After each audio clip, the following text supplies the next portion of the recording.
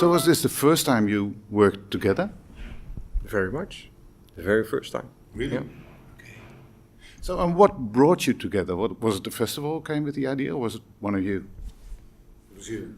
Yeah, November Music invited me to think about inviting someone else for a duo. And I came up with Colin because I met him in South Africa before, but that sort of I lost. But then 2 years ago I heard him again solo in a festival in Maastricht.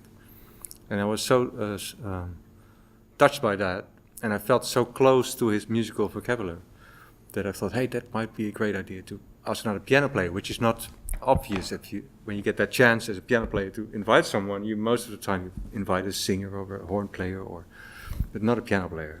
But this was like an idea that I really liked from the first moment. Yeah.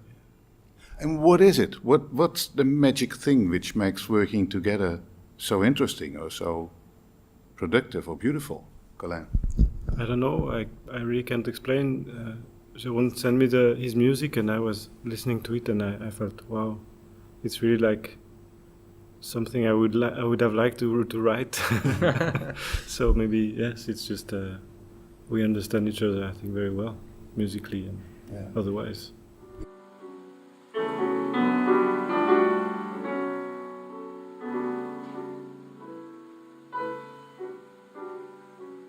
Well, we started improvising because we felt like doing something that sort of get us into the space, get us into sort of open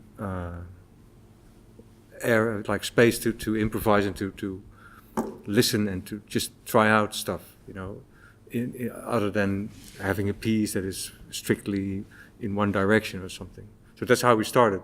And it connected to an open abstract piece from you with a difficult volcano. Icelandic name. Yeah, difficult Icelandic name. So that, you know, and some of those pieces are abstract by nature and invite you to improvise in that nature as well.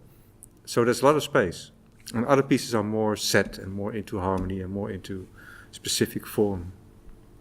So it's a balance between those worlds. Yeah.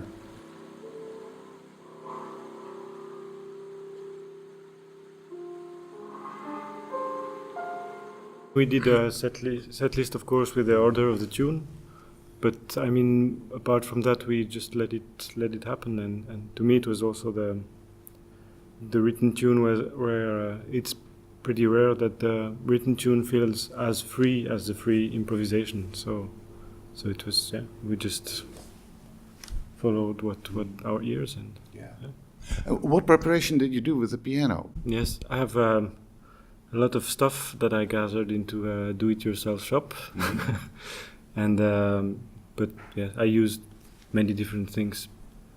But yes, I have everything, and then I can decide in the moment what I use. So pieces of woods into the strings, and I made some bows out of wood and some e-bows and some different stuff. Okay. So it's not prepared like in John Cage's music where you have exact instructions on how to prepare the instrument. No, it's spontaneous preparation, I would say. Yes. Yeah. How about electronics? Because you use some electronics, Jeroen. Yeah, I used it very little bit today. What I like to do is sometimes to extend the sound of the piano, or freeze it, or use a little loop, or make a big reverb, or I use some of that stuff. And I felt like when I invited Colin, I felt like that those two worlds, like the acoustic prepared piano as Colin uses it, and the electronics as I use it, they sort of have different approaches to the same thing. So they sort of add to each other. That's how I felt we could do it. And I think it worked out. I didn't use the electronics so much, but the little stuff that I used was helpful. Yeah. Yeah, I loved it because I forgot that you have the electronic, and sometimes because you use it so sparingly, and I really like it because sometimes you just in a moment, and then you have this huge world opening, and because I forgot about it, and so the effect is so strong. It's really, for me, it's magical. I really like it.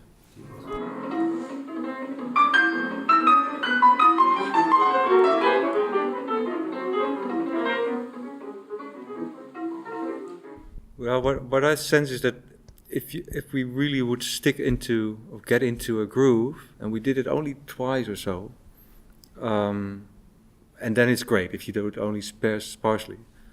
But if you do it too much, you sort of get into this little cage of rhythm that you need to stay in.